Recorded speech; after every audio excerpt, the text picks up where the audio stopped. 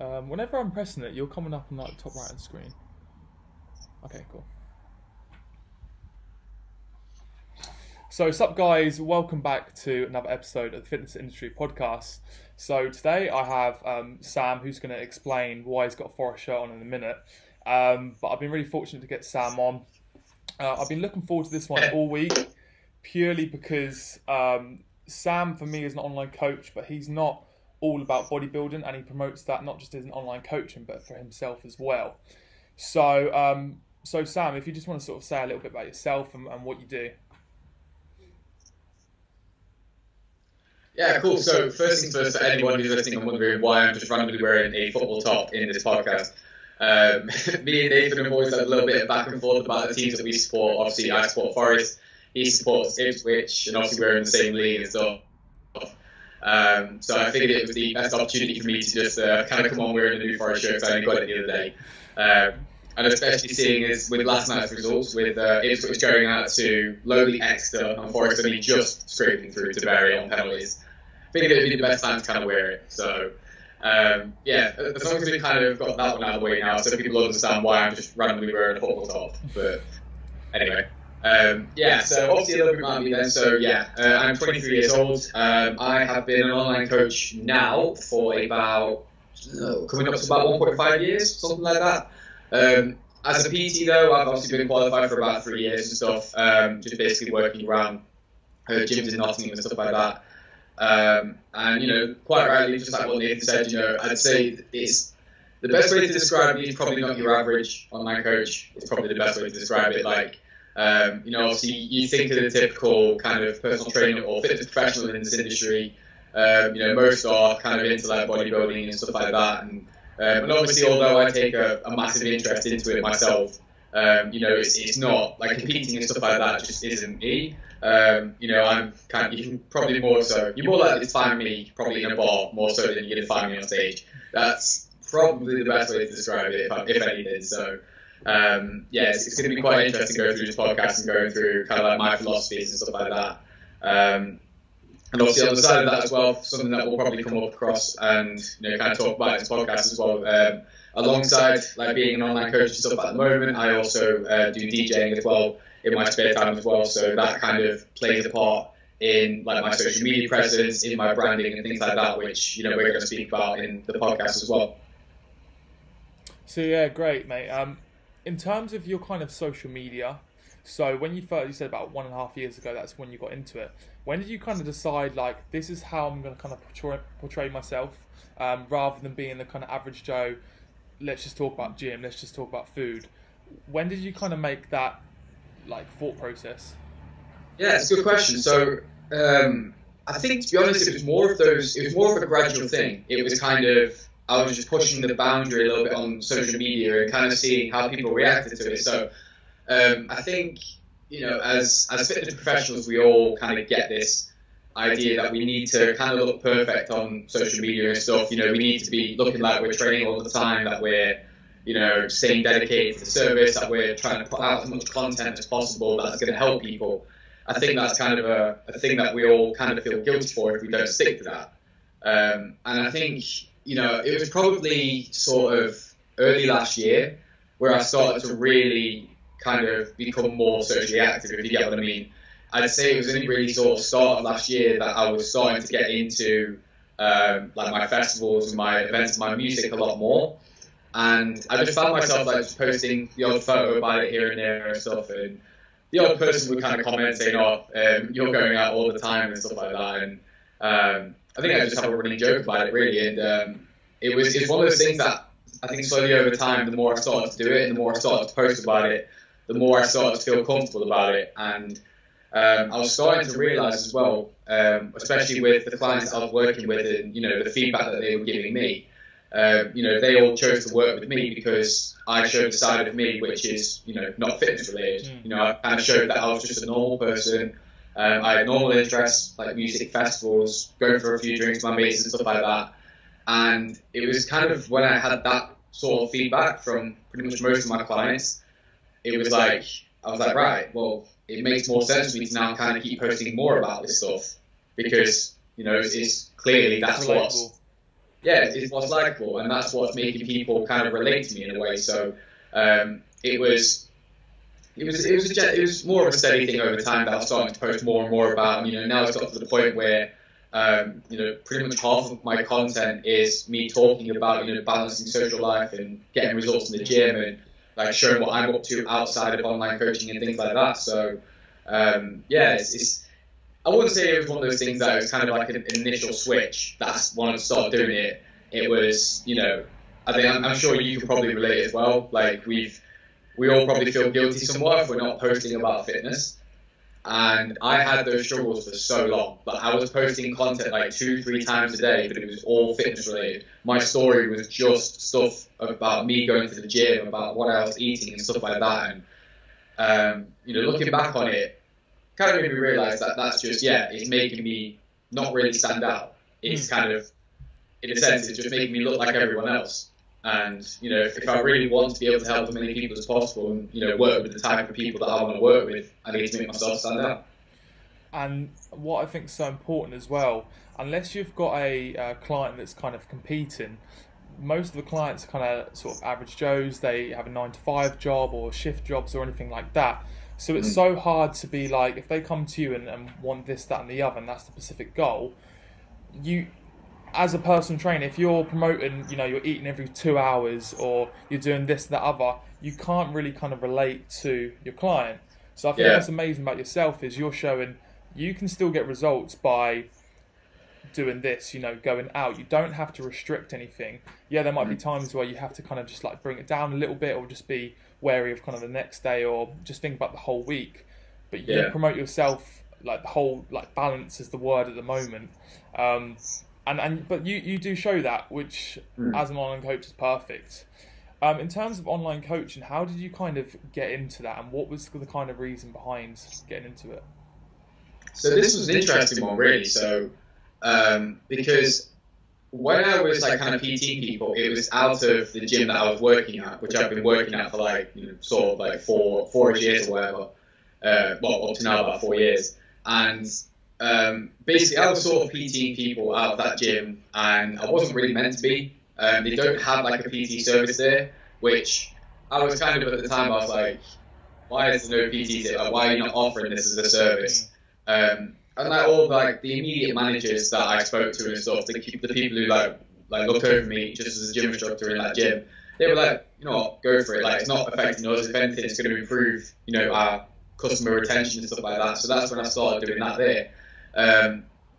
But then, after some back and forth with some of the higher management, I ended up having to stop that completely.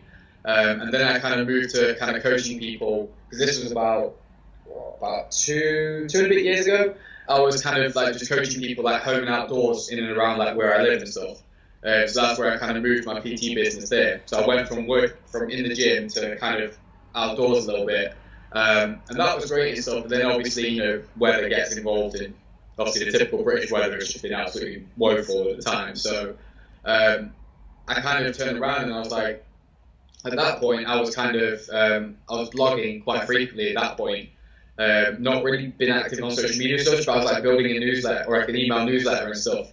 And, I had a little bit of interest about, because I remember throwing out an email one day about potentially doing online coaching and stuff. And at that point, I didn't really know what it was. I just knew it was a thing. And at that point, I was like, let's just test the water, see what I can do. And I kind of threw out an email to my email list, and I had quite a few people interested in online coaching. So I managed to kind of take a few clients out of that. I moved my gym instructor job from full-time down to part-time.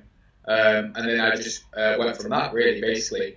And then kind of started building my online coaching business from that. All the gyms around here are ridiculously expensive in terms of like the rent and stuff like that. And that kind of put me off to start with. So that's how I ended up just kind of getting into online coaching, really. So I probably had a bit of a weird way getting into the industry, I'd say, or into online coaching itself. I had a bit of a weird entrance, I'd say. Yeah, I definitely think with personal training, it's very, you can never sort of stand still and rely on too many people. For myself, I kind of found that some people don't need that kind of one-to-one. At the start, yeah, with specific movements, but that can only last a specific amount of time. Yeah, Some people do need that structure. They need someone to sort of always be there to look over their shoulder and just guide them through the process. So for me, that's where I kind of started. So I started online coaching when I started PT, but then realised that I had to kind of build my client base there first. And then it was just too much. So I was like, it's not fair on my online clients. Not that I had hundreds anyway, it was just a couple of people, but I was like, I'm going to stop that first. Really get all my emphasis in PT, get that nailed first, and then restart, which I'm slowly doing now. So in terms of your kind of online coaching sort of strategies and everything that you do now, has that changed over the last couple of years? So did you do things in the past when you look back like, oh God? Yeah, mate, seriously. So I look back at the way I first did my online coaching service now, and I literally cringe so much. Because at that point, obviously, you think it's a weird thing when you think about it, like trying to coach people online. Like you think of personal training, we're designed as personal trainers, to train and interact with people in person, watch over their form and make sure that they're getting through every exercise correct and all that kind of stuff. And the thought of moving it online is just it's a weird thing. You don't really know how to handle it. So I remember when I first started, the first thing I did was I bought a subscription to my PT Hub, where I could just deliver all my training programs and stuff. And I used that for a little bit and stuff, and I obviously just gave people basic macros and stuff. But at that point, I didn't really have a check-in system or anything like that. I just kind of, just spoke to them every few days to see how they were getting on and stuff. And honest to God, even at this point now, about a year and a half down the line, my systems are constantly changing. Like my coaching sheet is ridiculously packed out with loads of stuff. I know we've had quite a lot of back and forth banter about this, haven't we? About what's on our coaching sheets and stuff. Literally, I'm adding to mine all the time. And I think it's one of those things, really. For anyone who's kind of listening to this, who's potentially thinking about getting into online coaching, the best thing you can do really is just jump into it and get started, because there's no guarantee that your service is going to be 10 out of 10 when you first start. Trust me, I look back at my service now, and although I felt I did a good job for my clients, with the knowledge and stuff that I have now and the experience that I have now, if I could go back in time and completely revamp my service, I would. But I don't think it's one of those things where you're going to get it spot on straight away. You kind of going to have to change it and just grow. Yeah, exactly. So my systems have changed loads now. So even just in the way that I program. So obviously I've come away from using software like my PT Hub and stuff. And now I just use coaching sheets, obviously of my own design and stuff. Obviously I have all the little extra things as well, obviously my client check-in and stuff like that. So my check-ins are a hell of a lot more detailed than what they used to be. And obviously, they're still once a week and whatnot, but obviously I do my video check-ins with it now and stuff. And my service has just become more and more detailed over time. But that's just come obviously with the experience and getting the feedback from clients and kind of looking at the data and stuff and seeing what I'm missing and what I feel like I could need, and just kind of trial and error really to see what works. Yeah, and like you said, you can't, whenever you start, you can't be the finished product. Things change all the time, and like you say, you find out what works and what doesn't. So when you're with a client, every client's kind of different, and then you just adjust and you learn. If you just have this one system that works for everybody, it doesn't quite work. So it's always kind of interchanging. So in terms of kind of social media, so with Instagram, obviously with the what's it called where you can only see certain posts, it's not by time. Oh God, I know what you're about. It's doing my head now because it's in my head, but I can't think what it's called. But anyway, no, what's it called? I can't think. Oh, but anyway, so in terms of that, how would you kind of promote yourself? Obviously, because Instagram's all about kind of what's kind of relevant and a little bit like clickbait. How do you promote yourself in terms of that? So how do you kind of try and get your content out as much as possible? Yeah, so this is a good one, really. So I think, as anyone who kind of works online, I think our biggest struggles by far are trying to stay relevant and trying to stay on top of the game and stuff. Because like with social media, the landscape is ever changing. You know, what is popular for social media is always changing and stuff. When I first got started, I gained quite a bit of a following and, you know, quite a bit of reputation from what I was doing on Snapchat. And so, you know, when obviously Instagram started introducing Instagram stories, I was reluctant to kind of switch over. And then obviously that started growing bigger and bigger and bigger, and that's when I had to make the jump. So I think first and foremost, you know, staying on top of current trends, that's the big thing. You know, looking at what type of content works the best, like just across the platform as well, that makes a huge difference. So, I mean, I'm sure you've probably seen it. In fact, no, I've seen you post a few type of videos where, you know, when you do those like informative videos where you've got like text at the top and the bottom and stuff. Yeah. Like, they're huge at the moment. Like, they get so much attraction and stuff. So if you're kind of almost in a sense doing content in that style, you know, you might see some success with it. And you know, especially with things like stories and stuff like that as well. You know, obviously stories have just been popular for the past year or so, and now with like IGTV and things like that, it really is just all about just like kind of exploring your options and seeing what works best.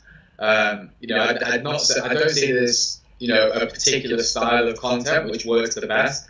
It's all about just seeing what works, seeing what's worked in the industry, giving it a try, and if it goes well with your followers, then you kind of keep doing more of that stuff. So, like, to give an example with me, for like whatnot. So, I know if I do kind of more of the like the balance of social life and fitness life posts, I know they tend to do pretty well.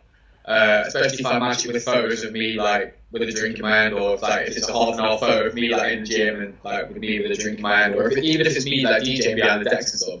I know those photos tend to do pretty well. So if I match that with decent content, I know that it goes down really well. So that's what I'd say is kind of just trial and error to see what works the best, but also staying on top of the current trends. Yeah. That's a really important part. How do you find the you spoke about a second ago, IGTV? How do you find that works? I know you posted sort of, is it 5-6 videos? You've done quite a few. Yeah, so I'm trying to do maybe sort of 2 to 3 videos a week, depending on my schedule and stuff. And I think it's one of those things. So at the moment, IGTV is still very, very new. I don't think people have really grasped the concept of it yet.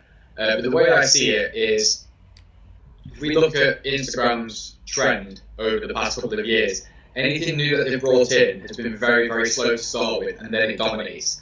So, like with stories, for example, stories never really took off with Instagram to start with, but then like after 5 or 6 months, everyone switched over to it. So I think I'd say I'm probably doing more of it now, just to kind of like get a few videos in the bank as well to give people like something to watch. And obviously, the more consistent I am with it, I think when it starts to get more popular, it's going to work for me in the long run. And you know, I've been craving for sort of somewhere where I can do longer format video without having to do too much in terms of editing and stuff like that. And when you consider a lot of people spend their time on Instagram now, it makes more sense for them to kind of go into a feature of Instagram to watch my longer format videos than have to go off the app to go onto like YouTube or Facebook or whatever to see it. You know what I mean? Yeah, definitely. I think something that, you know, Gary Vee said, when something like Instagram comes up with something new, get on it straight away, because you don't know where it's going to take, and you will kind of be not necessarily original, but you'll have so much content if that flies off and does really well. In terms of myself, I kind of hummed and hawed about it for ages, but because I've got a YouTube account and I'm really trying to push with that, it was more a time kind of thing. And I know Instagram, you have the stories, you have the posts, and then if I had the IGTV, it all, you know, you got the one kind of just social media. But again, because I already had the YouTube, it's kind of, I don't have the time to do both. I know you think, it's only, a 10-minute video, but as you probably know, more goes into that. You've got to think about the topics, how you're going to sort of actually kind of market it and things like that. So exactly, and that's the thing. Like, you know, social media consumes a lot of our time, and you know, if we want to be able to stay relevant across loads of platforms, we'll probably end up not growing as much. So I think it's all about finding where you're getting the most attention and just going hard on it. So, like me, for example, you know, Instagram's just been big for me over the past like few months, well, past sort of year really. So I put all my efforts into that. I started doing YouTube last year, but I didn't really have the software and stuff to like make decent edits and stuff like that. And you know, people keep saying to me I should go back to YouTube, and I've never said that I won't ever go back. But at the moment, you know, I'm just enjoying what I'm doing right now because it's easy enough for me to just literally get my phone, put it on my stand on my windowsill here, and just record a 5-minute video, bang it straight on Instagram, make a quick little caption thing on camera, and just bang it over the top, and then that's it. It's simple content, but it's easy to use, it's easy to digest, and it just gets straight out there. Mm-hmm. So at the moment, yeah, it's just all about really just kind of experimenting to see what's going to work. And I think as well, if someone's on your Instagram as well, and they look at a couple posts, and they look at like IGTV, and then a story, it all kind of goes together. Whereas, like you said, you don't have to click off, you don't have to go on YouTube. Like, if someone's kind of checking you out and seeing what you're about, it's all there. So I think it's one of those things really. I think you have to be smart about how you use each feature of the platform as well. So, like, the way I kind of structure mine at the moment is that I do, obviously, posts are all, mainly, it's all kind of informative stuff. It's all about, you know, obviously providing content, and that's just like my main place to kind of like get my content out there, just try and get people involved and engage with what I'm kind of posting about. Stories, I think stories are a great opportunity to do more of the personal stuff. So more of a personal insight into your day-to-day life, what you're up to and things like that. And, you know, because I think the way you got to look at it as well, it's great that you want to bang out content out there, but you've also got to understand that not everyone wants to be bombarded with content all the time. So you've got to be careful about how you kind of balance just normal stuff and putting content across. Like, to give you an example, right? So I get way more views on my story on a weekend when I'm doing DJing than I do in the week doing more of my informative type stories. So, and that's a trend that I've noticed. Yeah, it's interesting. So, you know, I think on a weekend, like when I'm DJing and stuff, I get probably about 400, 500, 600 views on a story or whatever.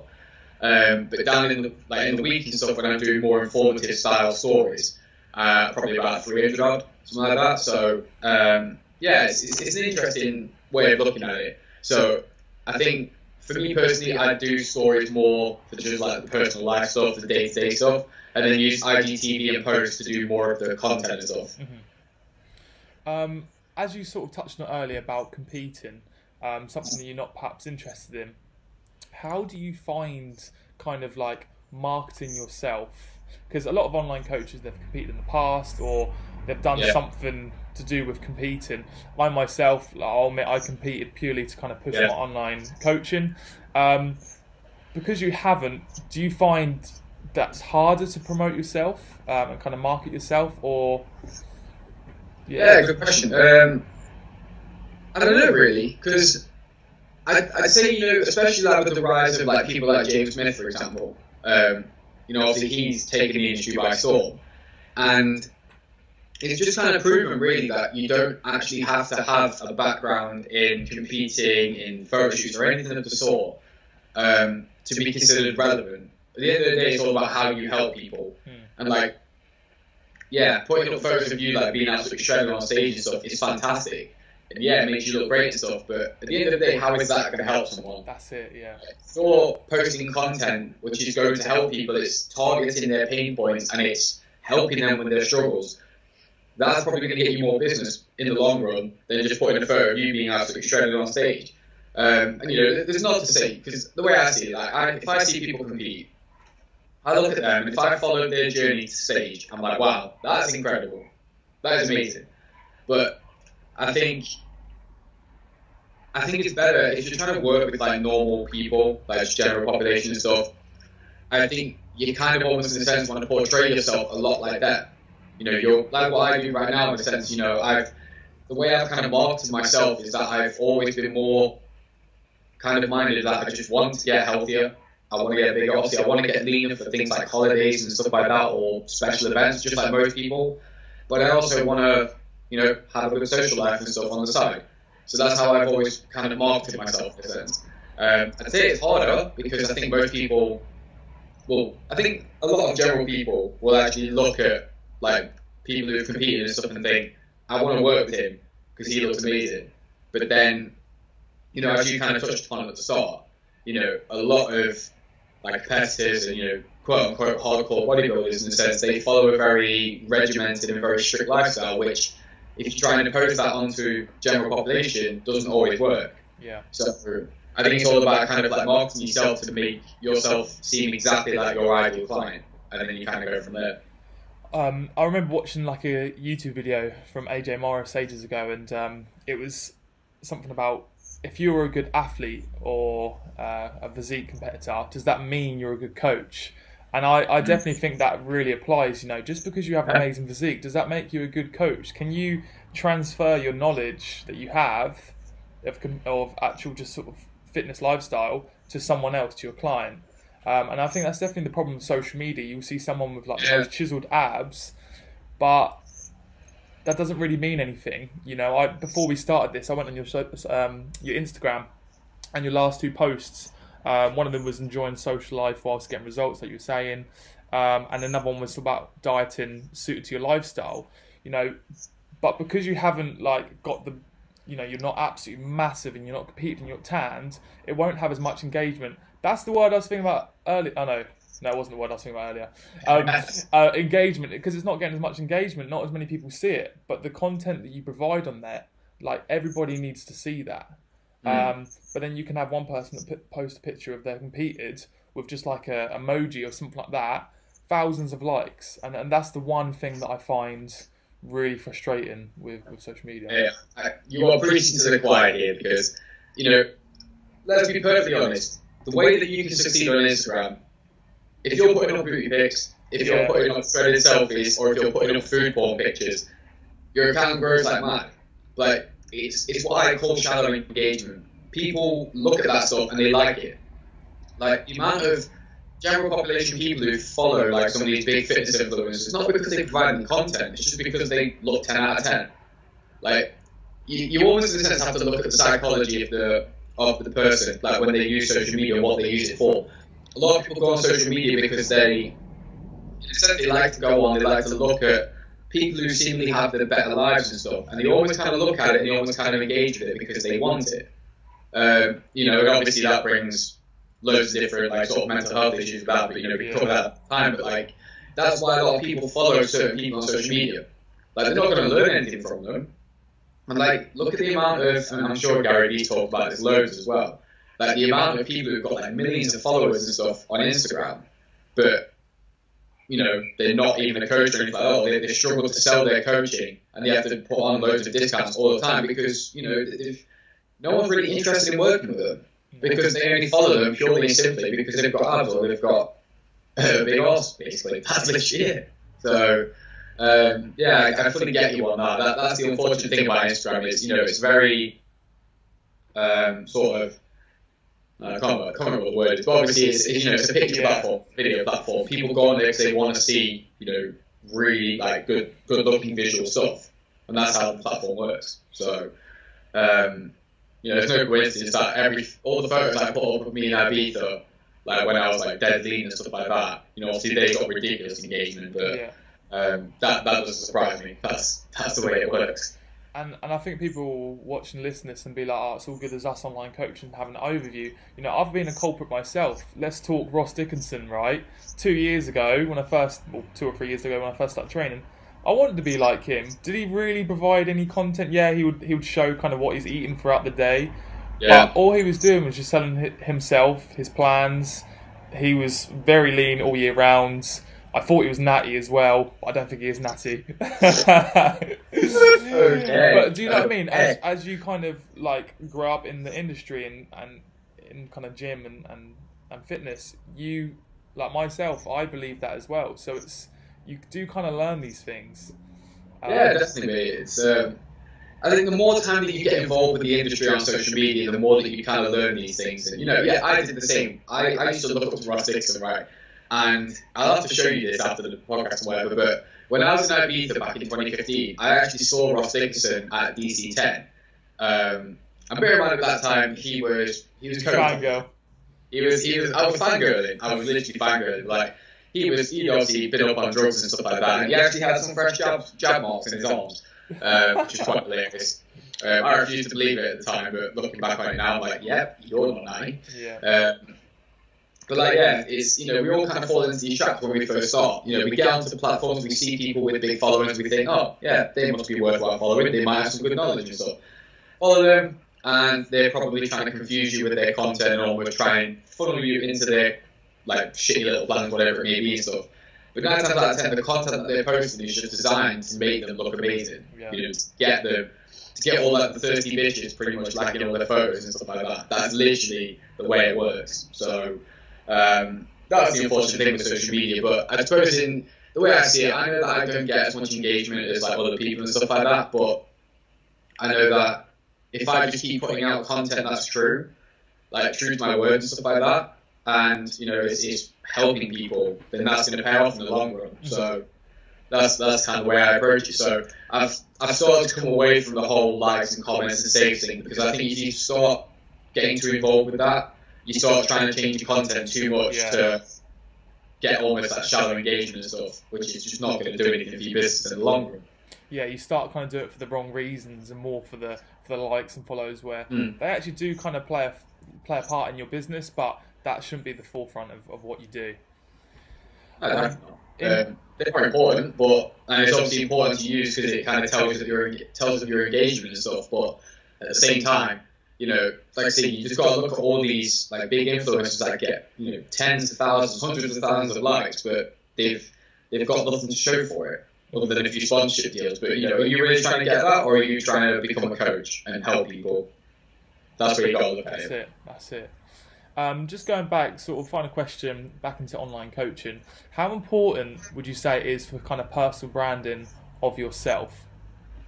Oh, mate, massively important. Like, I think that's one thing that has been drilled into me so much since I started following like Gary Vee and stuff. And because you've got to look at it like in the personal training industry, we all do the same job. We are here to help people get healthier.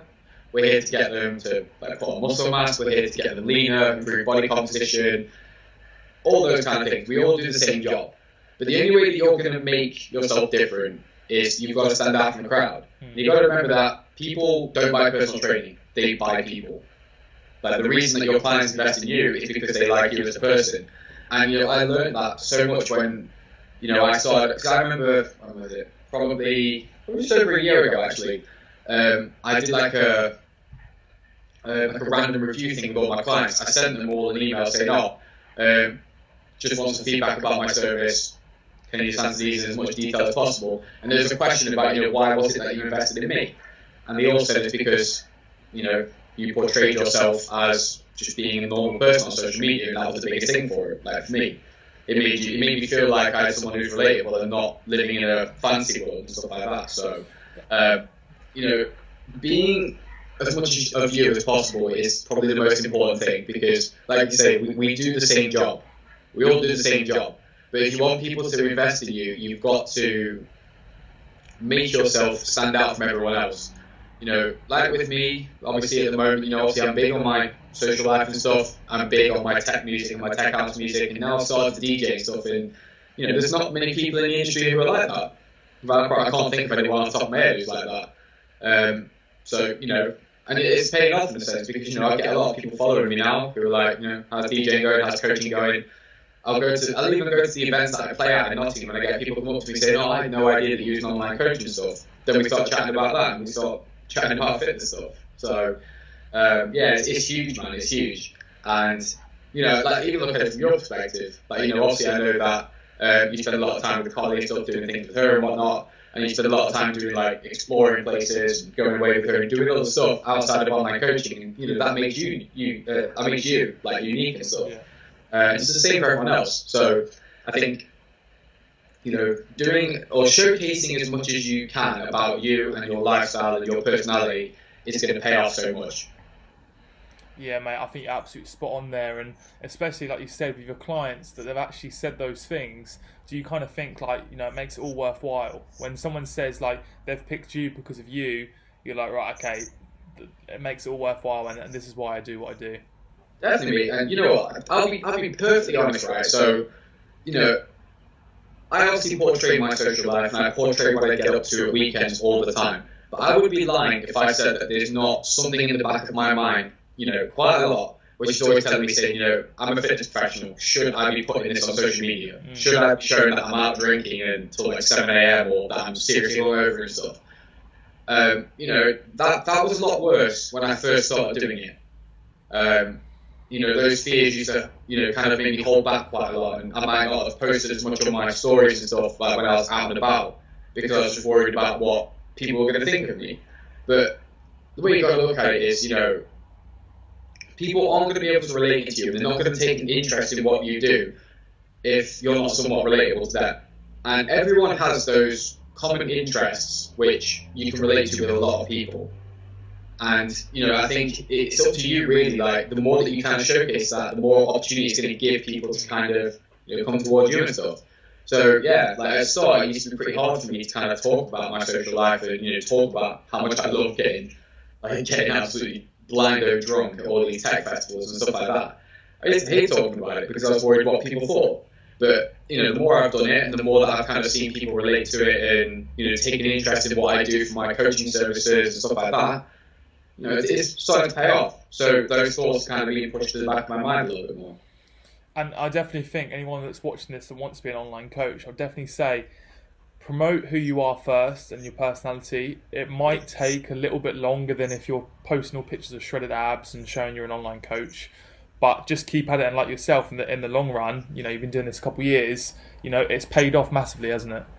Yeah, I mean, don't get me wrong, like, my business is not anywhere near where I want it to be. Like, I'm still in this process now, like, where it's still growing and stuff. Like, anybody who's kind of worked online and stuff, like AJ and stuff like that, 'cause I remember his podcast about this, it takes a good couple of years minimum before you even start gaining, like, proper consistent traction online and stuff. And, it's going to be a slow process, there's no doubt about it. And I think especially in the way that I'm doing mine, in a sense, where I'm not posting shredded selfies 24/7 and stuff like that, it's definitely going to be a slower process. But if you really want to build a business that is like completely true to yourself, and you want to build an honest presence on social media and get the right people to come to you, then I think it's really important that you kind of, like you said, portray yourself first and show people who you are first before anything else. So answer this one question. This time next year, where's Sam Marriott going to be? What do you want to kind of hope with your business, everything like that?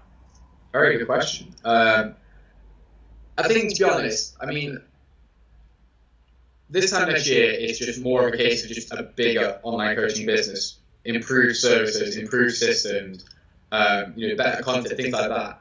I've never been a big fan of these kind of like 5-year plans or anything of the sort. And I don't like to plan too far ahead because you just don't know what life is going to throw at you. Mm-hmm. I mean, obviously, about, the gym that I'll potentially looking to open up later this year and stuff like that. And, now I've kind of knocked that one on the head because I realised it wasn't really for me. Like, you get all these opportunities thrown at you and you just don't know what situation is going to happen in life. So for me, I kind of like to look at what I'm doing right now and just go with what I feel is good and just relentlessly chase that and try and grow that as much as I can. So this time next year, I just want more clients. I want, better systems. I want to be more productive with my time. Because even though I do a shitload of stuff now, I still feel like I can do more. I am one of those people that loves to do shit. I'm guilty of that. But then obviously, in terms of DJing and stuff as well, I'd love that to kind of grow a little bit more as well, see what I can do with that. So, I'd say that's kind of what it is. It's just this time next year, I just want more growth of everything in every area of my life. That's sweet. So just to finish on, I put on my Instagram story some questions. You did the same as well. You got a few as well, haven't you? Yeah, let me get more. Should we do like me one, you one? Just ask 2 or 3, yeah? Sure. Yeah. So first question. If you weren't an online coach / PT, what would you be doing? Oh my god, that's a great question. What did you do before you were like an online coach PT? Did you work? I've actually been in the industry since I came out of sixth form. Oh, wicked. Okay. So, yeah, serious. So, I would say, I don't know, that's a great question. Probably a train driver, I'd say, actually. Oh, okay. I used to love trains. I used to love trains when I was a kid, so probably that, I'd say. Mate, I've never really given it much thought, to be honest, because like, the fitness industry's been on my head ever since I left school, so... For myself, I always speak about like this time last year I was a teacher, blah blah. I reckon I'll probably be doing that. I reckon I'll still be a teacher. I always get this question as well whenever I meet someone, because it's literally been only a year since I came out of it. Yeah. I always just get this question when I see family or family friends.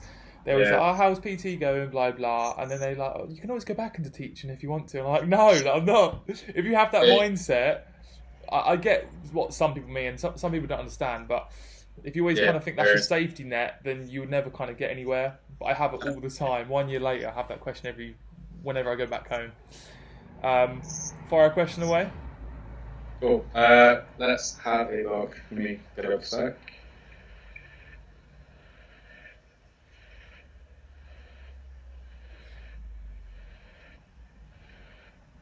If you had to get rid of one thing in the fitness industry, what would it be? Oh. Shout out Mr. Tom Barkley for that corker of a question. One thing in the fitness industry. I would probably say that going back to the competing side, I think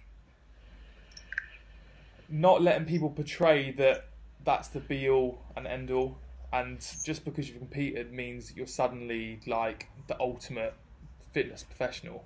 Yeah. That kind of mindset, I think it's cool, and it shows that you have the right mindset, you have all these different qualities, but don't think that automatically makes you the guy, basically, or the girl. Yeah. I agree with that. What about for yourself? Good lord, I've got a list of things I'd get rid of in this industry. Jeez. You had a little rant on the story last night, didn't you?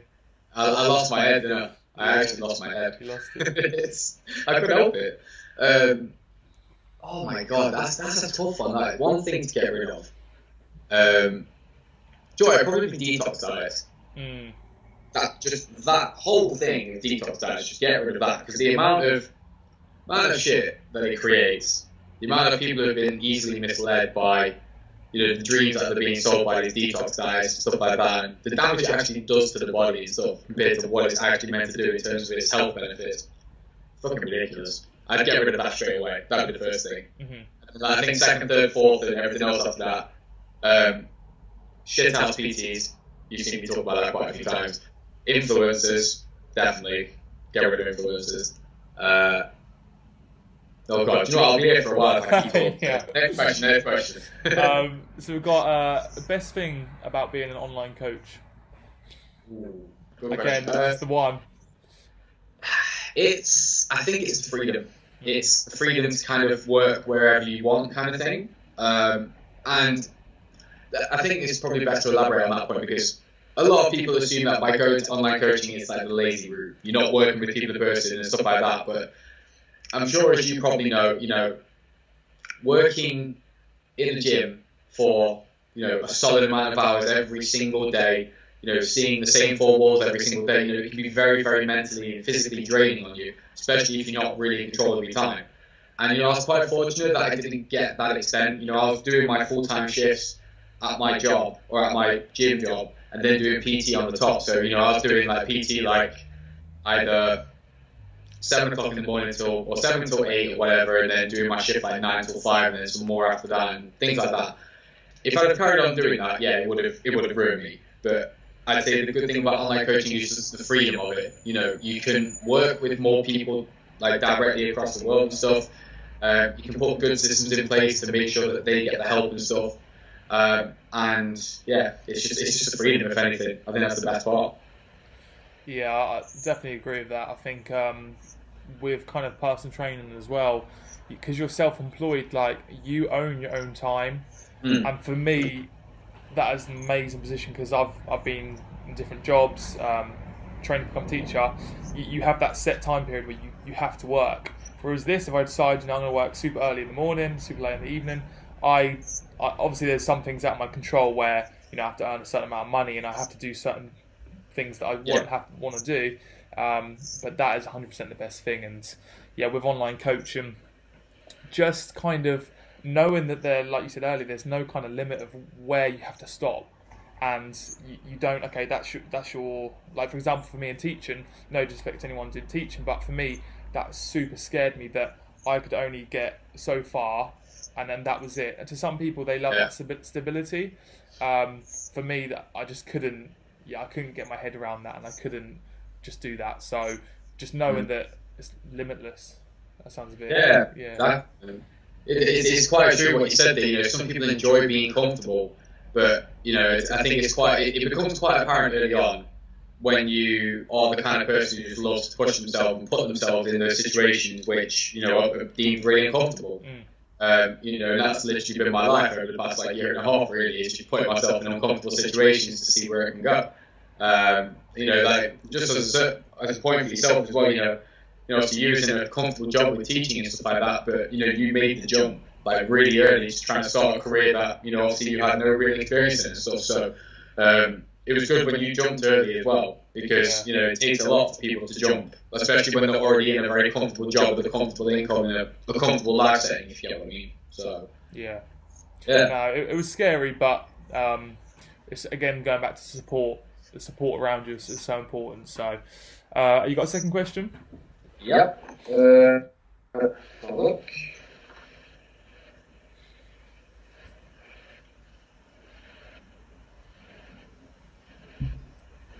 So, what are the things that we've learned as coaches, and why everyone should learn from like what we've learned so far?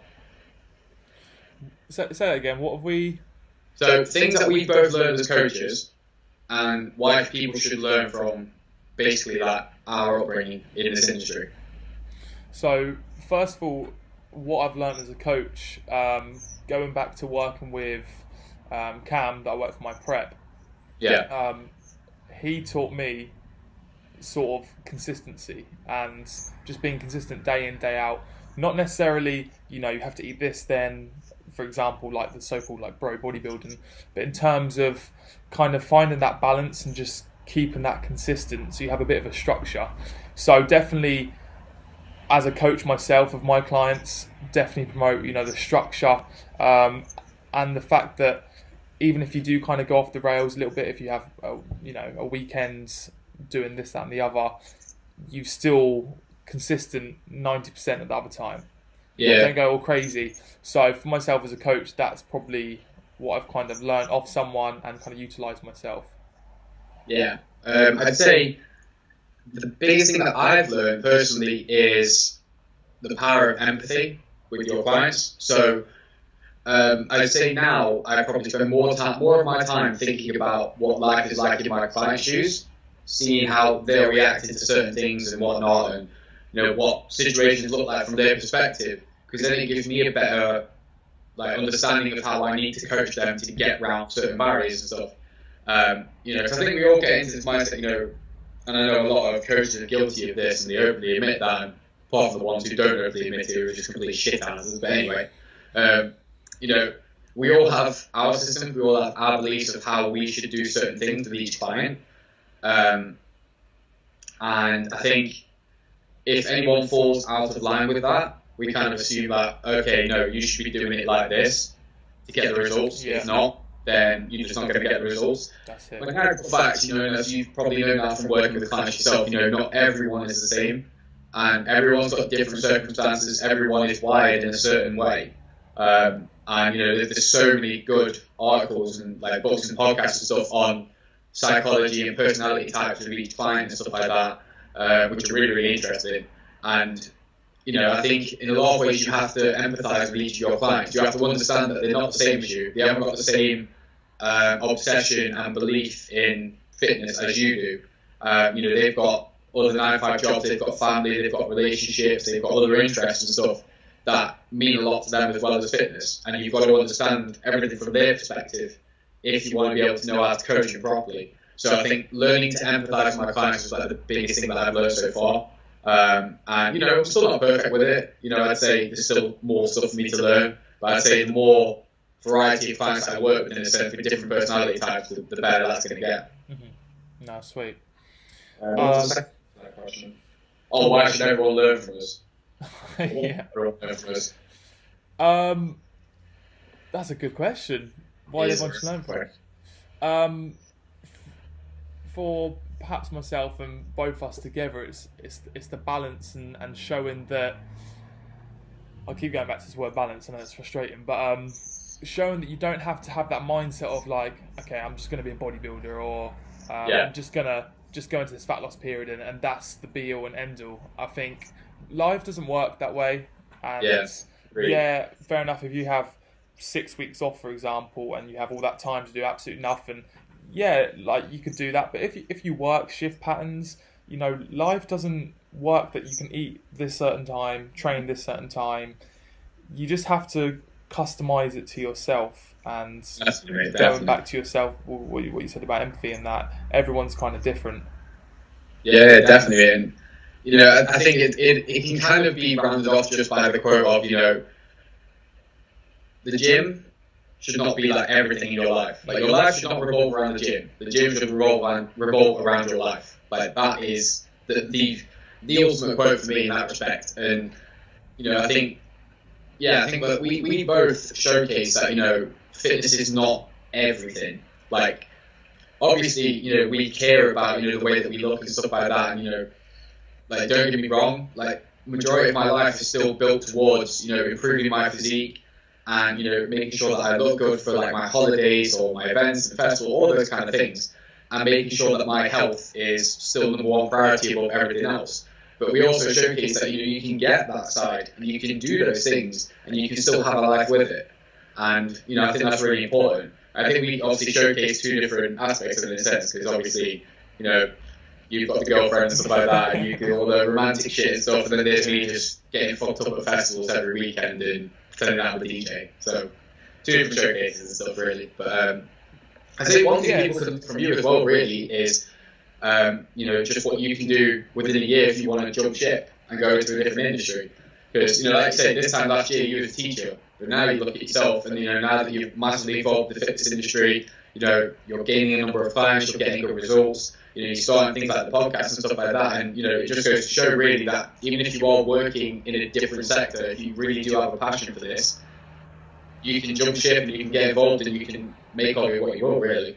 Yeah, exactly. And there's so many highs and lows that go with it, but there's always an opportunity, and don't ever think that there isn't. One more question should we do? Yeah, go for it.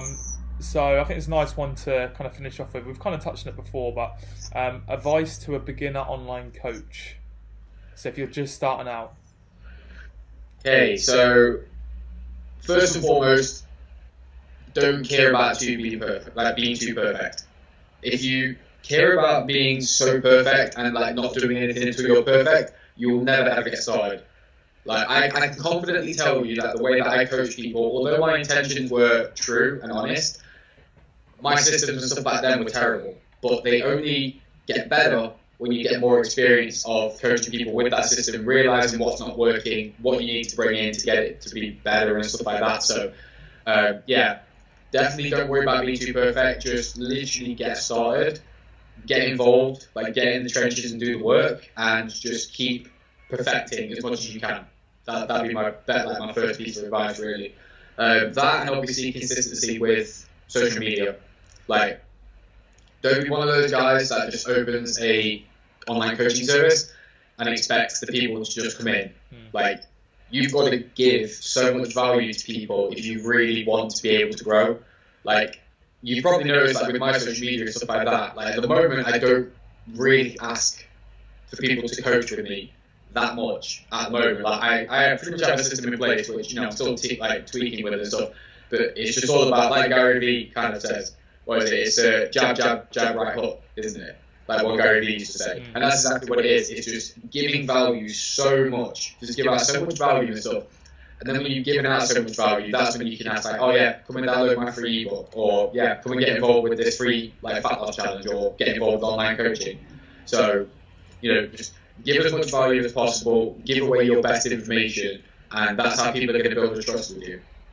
Yeah, spot on, mate. I think just adding to that point, I think if this is something that you want to do, you know, you do have to utilize kind of social media. Instagram is the one at the moment, but something that you find with PTs, online coaches at the moment, especially beginners, it's not about you. It's not how much weight you lift. It's not how lean you look. Yes, all those things show a lot of qualities that are good in terms of mindset motivation kind of, but you got to provide that content and the value, and if you're not doing that, then how, like, no one's going to want to work for you, if that makes sense. And I just see so many videos and pictures of like, oh, I've just hit this amount of weight on squat, which is good, and I think sometimes, you know, it's a personal achievement and you are kind of showing it off, but that should be a very minute part of what you do. So if you're an online coach and beginner, just think value, content, and how, like with yourself, and I think you do this perfectly out of most people I know, is you make it relatable to other people. So for you, and then do you know what? The funny thing is as well, like, and I literally comment this on the end of every single post I do about the topic. Like, whenever I'm talking about myself, whether it's training progression or like physique updates and stuff, I hate doing those posts. Like, I hate talking about myself, which is really strange when you consider pretty much my entire social media revolved around what I do myself in terms of my business and life and stuff. But I hate talking about myself because I know it's not really going to help people, but at the same time, I know it also helps people to kind of trust me and stuff. So it's one of those catch-22 situations. But yeah, you need to tell people, you need to basically showcase to people what you do, like, and you need to showcase the knowledge that you've got and stuff. And yeah, it's great, but as in a lot of ways in this industry, you know, some people are very good at coaching themselves, some people are very good at coaching other people, and you know that kind of shows through. If you're constantly talking about yourself and not really talking as much about what you can do for other people, then it just kind of shows really that you're not really asked about coaching and such. You're more asked about yourself. That's pretty much the situation with it.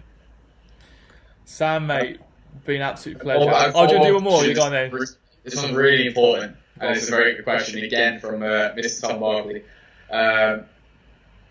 Who could eat more tubs of Halo Top? Yeah. To be fair, mate, I'll probably say me. 100%. How many calories do you want at the moment? About, training days, about 3,300, 3,400. That's a solid like 10 tubs, isn't it? Easy, yeah. Yeah, it's about 300 on average, isn't it? 320. Yeah, about that. I don't know, it depends. I'd say, you know, if it was a day after I've been out drinking, I'd say I'd be able to eat a lot more because my craving for it is just through the roof. The unfortunate thing is, depending on what state I'm in, it means I probably can't get out of bed to go and fetch some. But you could always do what you do, where you just get a massive delivery and stuff. Mate, that's it. Just get them. Even though they're not on offer at the moment, only the vanilla bean one is, which is very frustrating. I know, literally. Boring. Definitely with Halo Top as well. I think going back about the whole kind of sweeteners and things like that, I think some people either kind of overeat them and overuse, perhaps myself a little bit, but some people kind of don't want to go near them. I think we're so blessed in this kind of modern day to have options like that there wasn't anything like that. So utilize them, you know, whether you're fat loss or you're gaining like myself, just utilize them because we're very, very fortunate. Yeah, definitely, man. I think we should definitely get together at some point and have a Halo Top competition. Like, I think it's got to happen. Like, I think Instagram's calling out for it. Everyone knows that we consume this shit like mad. So I think it's definitely one of those things that needs to happen. Mate, it's got to be on the cards. And we'll go to like a Ipswich Forest game as well. Make a whole like day of it. Yes. Well, it depends where we are in the league at that point because I'm a bit worried. Who knows, mate? You just never know how this league's going to go. Like, the only consolidation really, like, look at Fulham. First half of the season last year, Fulham were in relegation, and then second half they absolutely steamboated it and ended up getting promoted. So I think they were like 20th by like November, December, weren't they, or something stupid like that? Just, but yeah, mate. Yeah, we'll make that happen. So, but it's been an absolute pleasure, mate. Yeah, mate, it's been great to come on. I've really enjoyed it. And thank you for kind of just sort of explaining how you do your things, and for me, for myself, like you as an online coach, you know, you're everything that's right about fitness at this present time and how you kind of promote yourself. And mate, pleasure. Yeah, I appreciate it. Thank you. But yeah, we'll catch up soon, mate. Definitely, man. Awesome, bro. Take care, man. Take care.